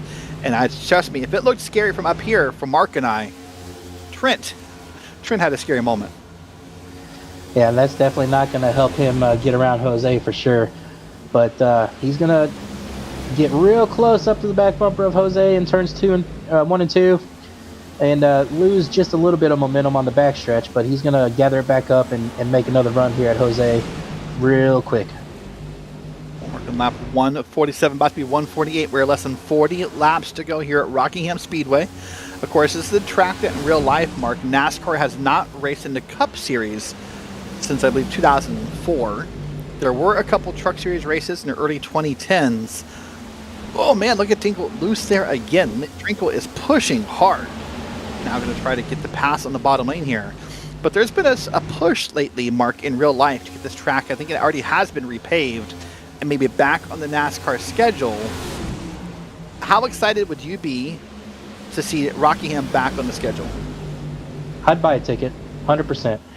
I never got to really see this track growing up from watching it on TV, because I didn't really watch a lot of racing on TV as a kid that I can remember. But I just know my favorite driver was Terry Labonte, and he got wrecked by Dale Earnhardt a couple times at Bristol. That's about all I know. But but yeah, I would definitely be interested in going to this track, get revitalized in real life, and hopefully it happens sooner rather than later. I mean, hopefully so. Let's watch this again here. Dinkel is now going to try again to make the pass on the inside. Start to slide the car up a little bit. Look at those hands, though. Those hands and how fast those arms are moving is really matching 100% with what you are seeing on the screen here, that he is having a difficult time holding onto this car out of the corners. Yeah, and you can tell by his facial expressions, he is getting very frustrated behind Jose. He is trying to figure out a way around him, and it's bringing James O'Brien into this fight. And that is not what Trent wants to see at all. He does not want to fight two battles at the same time.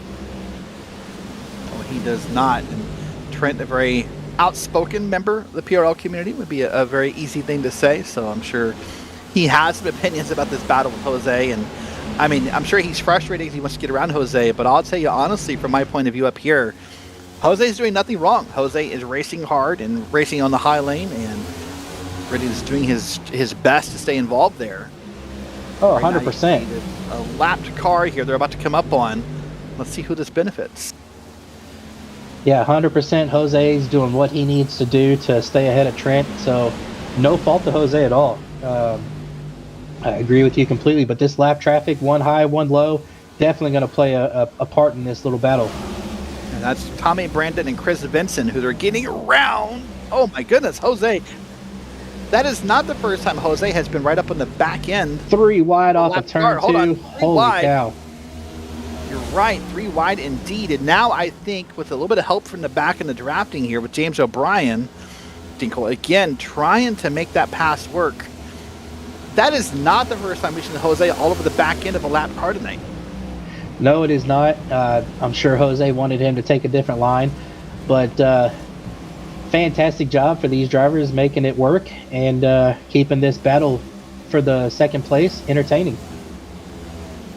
Entertaining it is. Now O'Brien goes to the top lane. O'Brien wants to put himself into this battle, and Dinkel says, nope, not going to happen. I'll close the door. And now they're back in line down the front straight here. Now, what's going to happen here if they start battling really hard, Mark, with only about 35 laps to go, or 25 laps to go, pardon me here, as we're getting closer, is they're going to let Abner walk away with this race, right? Yeah, the harder they battle, the further they're going to get away from Abner, and the harder it is going to be for them to run him down at the end of the race. And Abner can just sit up there in cruise control, save his tires, so he can defend for the victory at the end. So how do you do this correctly? How do you get around, let's say you are James O'Brien or you are Trent Dinkel. How do you get around Jose and pass him, but not hurt yourself at the same time? The best way to do it is you just have to really try and force him into a mistake, getting up real close to him, make him nervous if you can, and force Jose to make a mistake in some way, or just try and set him up to where you can get a really good run on him and hope that he goes low and you can get the high side with the momentum. Let's see what happens here and who can carry that momentum. They're by the start finish line one more time, starting lap 159. Look at that, Jose now all the way to the top. He's been right in that top lane for a while, and it felt like for a while Dinkel had the bottom lane figured out. Has the tires given out, or what's happened here that Dinkel can no longer make that bottom lane work like he once was? I think Trent was just pushing way too hard trying to get around Jose on the bottom, that he did burn up his stuff more than he wanted to. But, kudos to Jose for holding him at bay. I mean, he's doing a really good job of keeping P2 to himself and making Trent really have to work for it.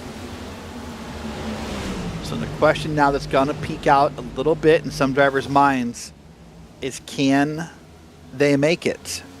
We last pitted right around in lap 90, like 93 was the pit lap.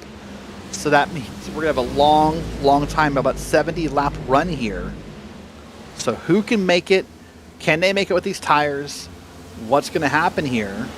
That's got to be the question that's now starting to come up, right? Oh, yeah, 100%. I'm not sure what the fuel mileage is for this particular car and track combo, but I have a feeling it's going to be close. That's for sure. Once again, we're watching the three-way battle here. This is Jose Acosta, Trent Dinkle, James O'Brien. Probably the closest on-track battle you could find across the track right now. You'd have to go back deep in the field to find anyone that close together. So we're sticking here. There's a nice battle right here. This is Bruno Mello, Tristan Callahan, and others. Look at this nice gaggle of 5 or 6 cars. And Callahan's now going to try to make the pass on the outside lane here and put himself up a spot. And the way Tristan's driving right now, I think he's on fresher tires. I think he pit. I believe he did. You're right, because look at that power right there as he is driving around the outside here. And it looks like he hasn't pitted. I was just looking at the timing and scoring, but he's having a great time running that top lane. And apparently he has saved tires better than his opponents. That's now Chris Hudson he's going to dig to the inside of, I believe. Yeah, this is very impressive stuff from Tristan. He is so much faster than the other drivers around him right now. So I'm going to be curious to see how far forward he can get himself. Coming up on 20 laps to go. Yeah, I should say about 20 laps to go, so you start to wonder how far can Callahan get here. As I said, riding the momentum of a Formula D win at Tsukuba on Thursday night in a very wild last lap that involved a lapped car, so already feeling good. And right now a top 10 here in the Cup Series would definitely feel great as a sort of a 1-2 punch for this weekend. Yeah, Tristan here, he's definitely got something figured out. He is just getting a heck of a launch off the corner exits as we see the battle for P2 getting heated up once again. There's a comment you made earlier, that analogy of you've made your bet, now you have to lie in it. It really does appear that for Abner Acosta, Jose Acosta, Dinkle, O'Brien, Luke Christian, that's the analogy they're willing to live with, because I would think if they were going to have pitted and put tires in the car, they would have done it. The problem with pitting now is that if you're going to put tires in the car, you don't really have enough laps to benefit to reap the benefits of that reward. No, you surely don't. Less than 20 laps to go now, 18 laps, and yeah, you're not going to make up 2 laps in that short a period of time.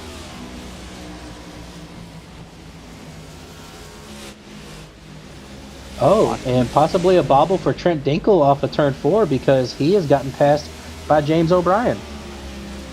Has gotten passed indeed. Right now on screen we're looking at the 07 car, and that is the battle. But here's Dinkle. Look at that, has lost some ground here and did get passed and is now under attack almost by Luke Christian. Sounds like Dinkle got loose out of 4 a moment ago and gave up some time. Let's see the replay of it here. This will be right here, out of 4. Watch this here. Yeah, it just gets really loose all the way down to the apron to catch it. Great job to save that car, but in doing so, had no choice but to let James go by. So we've seen that same move. We've seen that same move a couple times tonight. We think we saw it from Callahan earlier. We saw it from the caution car earlier. When your car behaves like that and you want to save the car, if you could give someone advice on how to save the car from going back up the track, what is the most essential 1 or 2 things to do to save that race car? You have to use a lot of finesse with the brake, throttle, and steering all at the same time, because this new next-gen car, it has no side force like the Xfinity Series or the Truck Series, so it's a difficulty factor of times 10 to save these cars just because of that fact alone. So it's extremely simple to turn the wheel just a hair too much to the right to correct it, and then you're going into the wall. So you got to be very careful. Yeah, I agree with that completely. Jose Acosta now trying to get around lap traffic, and he does. And that'll lead this part of the field. And there's another lapped car up ahead of him here. Look at that. Jose got back up in line a little bit faster than James, but James now is going to try to make the move here. And we've seen this pass. Oh, hello. Look at that. James is now going to use a 3-wide move here and use that lapped car as a way to build momentum. And James O'Brien has gotten around Jose Acosta on lap 172. Oh, door bang right there, and almost 3-wide again coming off of turn 2. Dinkle has decided he wants to be involved in this battle and is sort of sitting in the catbird seat waiting for that contact to go bad. But look at O'Brien here being aggressive. Jose Acosta sort of getting what he gave out earlier. Yeah, finally on the receiving end of his bump and run essentially earlier with Lou Christian, and James O'Brien giving him the bumper a little bit there. It looks like Jose got a little loose from the bumper of James O'Brien, and he's going to duck under him going into turn 3. Wow, they're still touching. This is getting scary. Dinkle is right in the catbird seat of maybe either benefiting or being in the middle of it, but O'Brien has sort of lost patience with trying to get around Acosta. Acosta tapped the wall, and now I think O'Brien's going to complete the pass or get close to it. Look at this, O'Brien up the track again. Now they're going to try to use Pat Harvey as a pick and see if they can get Acosta's stuck. Oh, they're making contact and they're wrecking. Oh my goodness. Oh, they keep it going forward though. They're going to keep no it yellow. Straight. Hold on. There's a car smoke ahead. Smoke ahead. It's Dinkle. That's got to be a caution. There it is. Oh my goodness. My goodness. Dinkle, I can tell you right now, I'll bet you my next paycheck, Dinkle's not happy. Oh, without a doubt. Oh my goodness, that was exciting stuff right there. Once we get a replay up here, we'll know more about what happened. But that was a lot of hard racing in a lot of small space.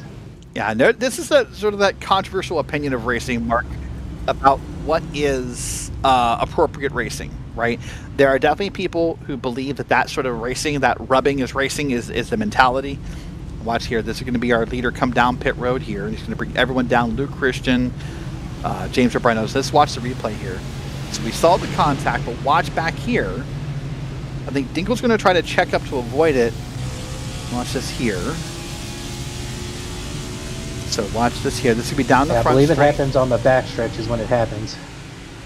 But look at this. I mean, Dinkle has the ultimate seat right here to watch this contact happening. Watch how aggressive they're being. Sort of know what's coming. Look at this. Here's the contact. Dinkle goes low. Oh, Christian's down. Wow, Christian's down below the yellow line. Like, Dinkle, I mean, slamming on the brakes or not. Christian's below the yellow line into a corner, Mark. I don't know your opinion on this, but wow. I don't know. That's I mean, everyone's trying to avoid an incident in the wall. Lou Christian has to probably move lower to try and avoid Trent. So I mean, there's just a lot of moving parts happening really fast. Like this. So Dinkle obviously checks up. It almost feels like Lou doesn't. I mean, look at that closing speed, and then Lou just, wow. Yeah, I think Lou definitely, it was his responsibility to probably check up a little bit more to avoid from getting in the back of Trent. Wow. Well, I'll be honest. I knew that I had a feeling that the contact between Acosta and O'Brien was going to lead to calamity, but I had no idea that ultimately it would collect other people. So that's going to be crazy here. We're going to come back with a very short run here, by the way, Mark.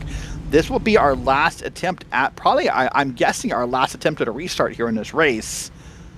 I'm still kind of speechless. I am flabbergasted by that wreck and the outcome of it.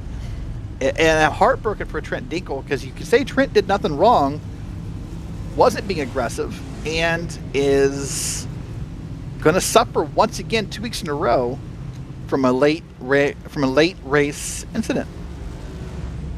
Well, you got to even feel even more heartbroken for Jose Acosta. It looks like he got a meatball with required repairs, and he is out of the race. Yeah, here went from leading to P2 to being probably done for the night, if not multiple laps down here. Now, Abner Acosta, this is a lap car. This is Chris Vincent right here. He's going to get waved around. He's not our leader. Abner Acosta is going to be the leader when this all is said and done here. Wow. Yeah, so our new top 5 now is Abner Acosta, James O'Brien, Lou Christian, Trent Dinkle, and Chad Kibbe up into P5. Yeah, Chris Hudson right there. Maverick Davis back up to 7th, by the way. So Luis Rodriguez 8th, Josh Munoz 9th, and Tristan Callahan still back there in 10th. Well, as I said, this is likely, from all I can tell, our last restart of the night. So it's just full-on racing from here, right, Mark? This is going to be flat out, everybody for themselves, and not for naught, but Corey Cook up to 13th after the yellow flag there. Yeah, maybe the biggest beneficiary of this wreck was Corey Cook, who got a chance to kind of get himself back up there. So we'll see what happens here. Pace truck will pull down. for the Gonna final be time careful of the wheel tonight. spin on this one too. That's right. Be careful of the wheel spin. Abner Acosta, great jump. There's the, I think Dinkle got in the back of O'Brien. And the wreck. Oh my goodness, Oh huge my pile gosh. Oh my gosh, a big wreck in the back. This will end the race.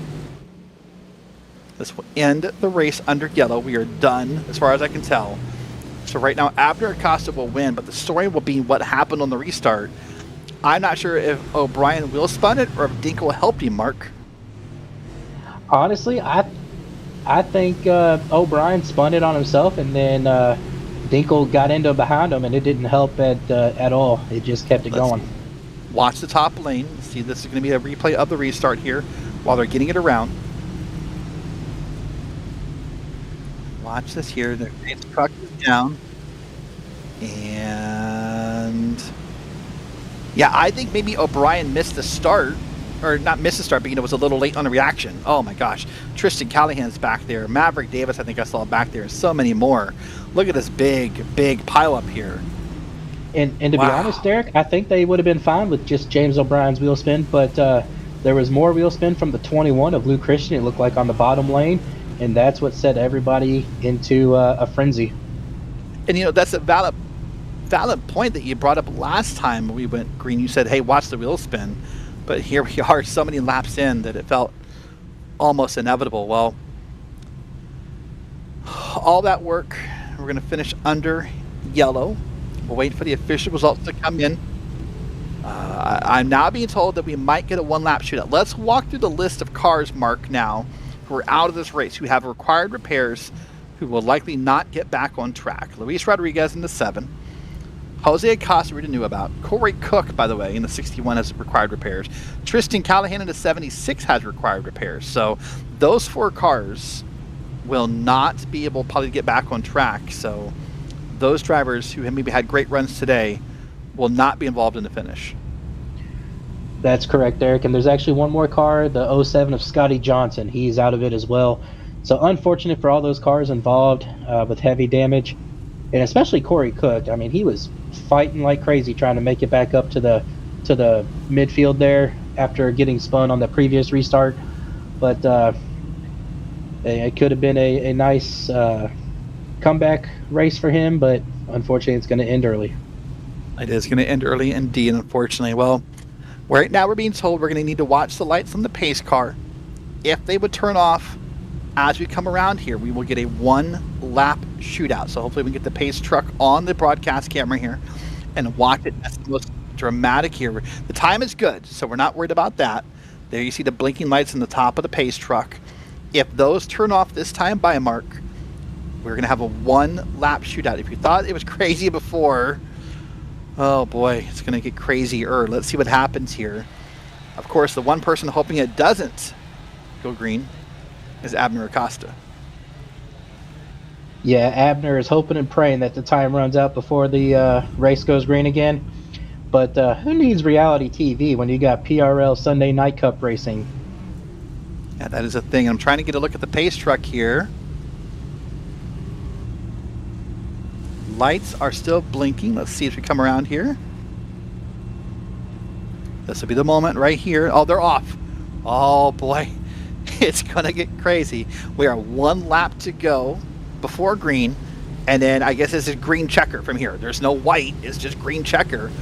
Because, and with the way that the iRacing system controls this race, there's no yellow.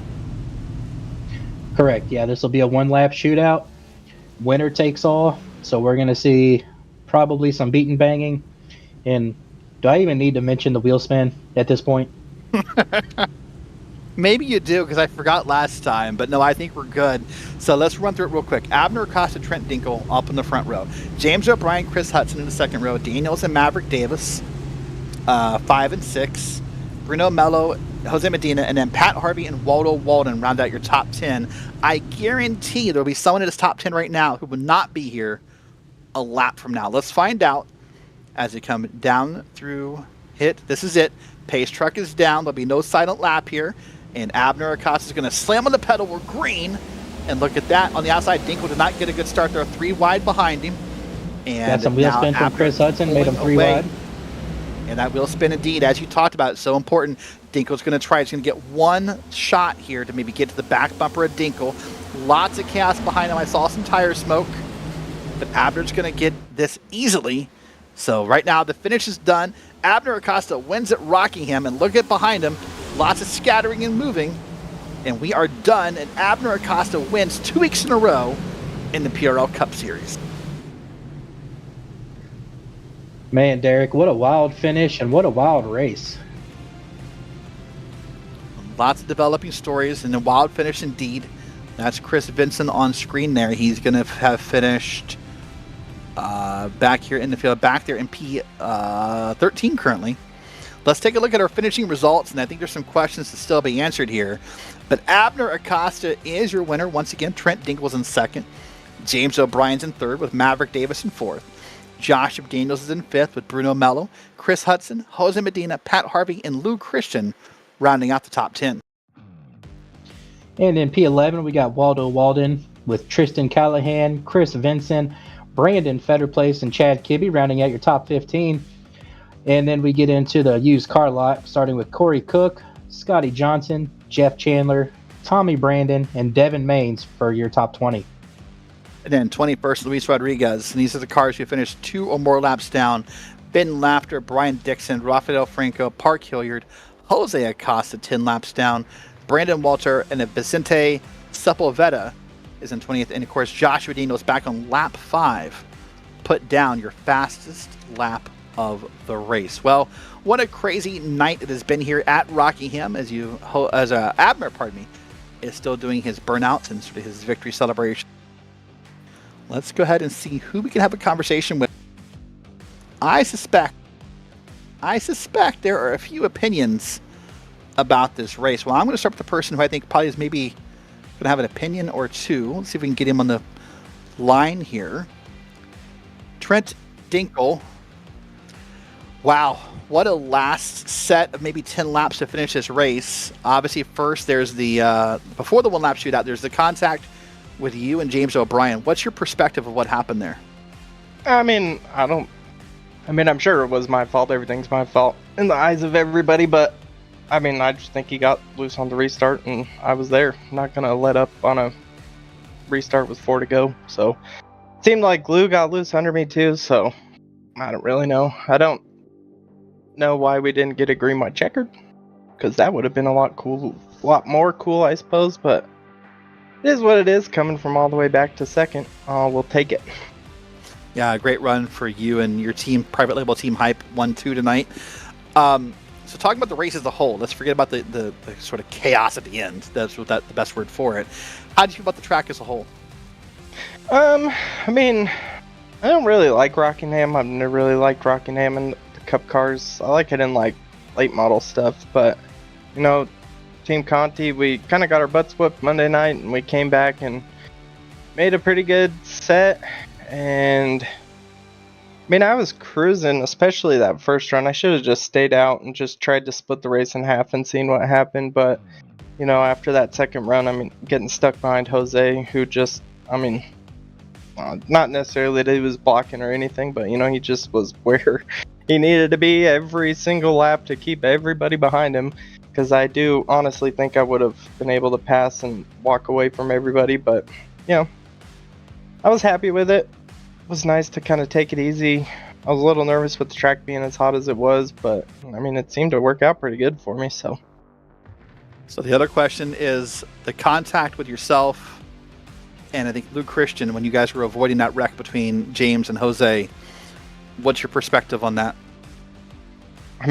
Once again, I'm always in the wrong and everybody says I complain too much, but I just think we were both down on the apron and he tried to drive it to his regular braking point. Like, if you do that, neither one of us are going to make it through the corner. So I hit the brakes a little early and we had to be down there because they were wrecking above us. So, it is what it is. It's all good. We'll go on to next week and see what we can do when we're super tired from 24 Hours Daytona. Yeah, busy week indeed, right? Well, we're going to go from one track of riding the wall, or toppling the wall, I should say, to another one at Darlington. What's your expectations for that? I feel really good, honestly. I know Darlington is one of those tracks that Michael Conti's really good at building stuff for, and you know, we had our group test today before PRL, and I mean, I felt pretty quick, so I guess we'll just see what the Ryko boys bring, and you know, at least I'll be able to qualify next week and see what happens. All right, well, listen, I know you always love to win, but P2 is a good run tonight, and we'll see you next week. All right, sounds good. All right, thanks, Trent. See ya. All right, well, that's Trent Dinkle finished P2 tonight. Let's go ahead, and Mark, you're going to catch up with our winner, Abner Acosta. Abner Acosta, winner, chicken dinner, buddy. Congratulations on P1 and holding off a hard-charging field tonight at the Rock. What are your takeaways from tonight's race? My long run wasn't really as good as I expected it to be, or at least as I thought it was. So I definitely Trent and James had faster, very long run cars. So I think I have to pay my brother some money for holding him up. But I think, I mean, if they got to me, I would have done the same thing. It's just, this track is just very hard to pass. Even I did some officials and I had the same thing done to me, and it's just, you can't really pass on the inside unless the guy on the outside makes a mistake, and it's just really rough to get a move on someone when they're holding up on the outside. But yeah, good race. Thanks to my brother for racing them, and yeah, I was able to get the win at the end. Were you nervous at all, Abner, after that first caution came out and you found yourself mired back in P11 or 12 and having to drive through the field again? At that point, were you nervous? Oh yeah, just because I knew I didn't, like, my long run wasn't as good, so I tried to be really aggressive at the beginning and get away from James and Trent. And then there was more cautions, which bunched them up again to me. So, yeah, I was worried about that, just again because they were just faster. But again, the cautions messed me up, but also kind of saved me in a way. So, glad that happened. Yeah, you definitely were able to take advantage of a couple of miscues, like on that one restart where Corey Cook got spun out. You gained a few spots on that. But yeah, Trent and James were chasing you down, and your brother Jose was doing a phenomenal job holding Trent up. It was unfortunate to see him get wrecked at the end there. And even he led some laps, and I was hoping he'd put up a better fight to keep you behind him. But you all raced it clean, and just a really good race for you, Abner. Congratulations, man. Thanks. Yeah, I thought he was gonna race me harder too. I hit the wall when I passed him. When I was gonna pass him on the first try, but I'm sure he was just saving tire, and I was just trying to be aggressive since again I knew I wasn't strong at the end, so I was trying to be a little bit aggressive. But yeah, thank you. I want to thank Private Label, Team Hype. We got 1, 2, 3 somehow at the end with all those wrecks, and yeah, it's unfortunate for my brother, but congrats to him. He did a really good race, and I'm sure he'll have more. And you guys are RaceSpot for broadcasting. And PRL, thank you. Thank you, Abner. Congrats again on P1. And Derek has caught up with our third place finisher, James O'Brien. Yeah, once again, have caught up with James. Let's go ahead and get him in here. And James, what a great run tonight. What a crazy run. Lots of beating and banging. I'm just going to ask you directly, what was it with you and Jose? Had you just said that was just the best way to get around him? Or is there some beef there? Or what was with the contact between you and Jose? I apologize. I went back and looked at the replay, and there was like 2 feet of netcode there. And I asked Abner, and he also said that Jose said it was netcode, so I don't think there was anything there. I got around him on the first run. I made some pretty good moves. I pulled a slide job on him on the first run, and thought I could try to do it again. But for some reason, our cars just like hooked together, and I couldn't get it off his car. Luckily, I didn't get any damage, but it looked like he got the short end of the stick there. I mean, you guys have been beating and banging, looks like, for a few laps, or at least racing pretty aggressively. Is that just the respect you have for Jose? Do you felt comfortable doing that, or were you just eager to get around him, or what was going on there? Yeah, I know he's a really fast driver, and the time was just ticking down, and I feel like I had the fastest long-run car out of all of my teammates over Trent and Abner, and I just had to go. So I just had to use the bumper a little bit. I mean, that's not the preferred way to pass, but if you got to do something, you got to do it. I wasn't going to try to wreck him, though. But yeah, there's like no other method to pass left in the bag. Trent tried everything, almost killed himself, and then I tried everything. I think if I didn't spin, do that little half spin there, I think I would have stuck it into 3 there because I had quite a good run coming out of the turn 2. Yeah, well, right now, you're right. Sometimes you have to make a move, and I respect that. So I wanted to ask you, though, you're one of the drivers in PRL this year who's doing double duty. You're racing here on Sundays, and you're racing Thursdays for Formula D. Oh, yeah. How difficult is that to make that transition back and forth amongst the cars? It definitely takes a reset. I actually did the Roar yesterday in a Cayman, and didn't do it very much practice. Still finished pretty well. I pride myself on being clean and consistent, minus what you kind of saw tonight. But the Formula D, I do it because it's so different. And I think I told the commentator, was it you I talked to? I forgot. Possibly so, yeah. Yeah, because it is so different, and I like the challenge. It's kind of like my fun league, and I've been in the A car here, I think, longer than anybody now. So this is like my bread and butter. But yeah, it's like going from a momentum car to something where momentum's not quite as much as a issue. And I apologize, I've lost my voice today, so. You're okay. Well, listen, great run tonight. P3 is always a solid finish and a great run for your team of private label Team Hype. Yeah. And 1, 2, 3. If you are doing it next weekend, good luck in the 24. Thank you. I believe I am with Precision Esports here. There you go. Well, great job tonight. Good luck, and we'll see you next Sunday at Darlington. All right, man. Take care. Thank you. All right, well, that's James O'Brien. That's your P3 finisher, Mark. Well, for a race that started off pretty calm and quiet, it definitely ended with a few bumps and bruises. Oh yeah, definitely a lot of black eyes out there after the last 30 laps or so with all the cautions and mayhem. But an exceedingly entertaining race, a lot of drama. I don't know about you, Derek, but I really enjoyed calling that race. Well, if you enjoyed tonight's race with all the beating and banging, next week will be no different. The lady in black, the track too tough to tame, whatever nickname you have for it, Darlington Raceway. January 21st, 1 week from tonight, 8:30 p.m. Eastern Time. Tune in here live on RaceSpotTV, and you'll see all the action flag to flag, or you can catch all of it on replay on our YouTube channel. Well, for Mark Kalin, I am Derek Watson. Thank you to Nicholas Hunter and all the production team here at RaceSpot who makes things happen. And thank you for tuning in, and we'll see you next week live from Darlington Raceway.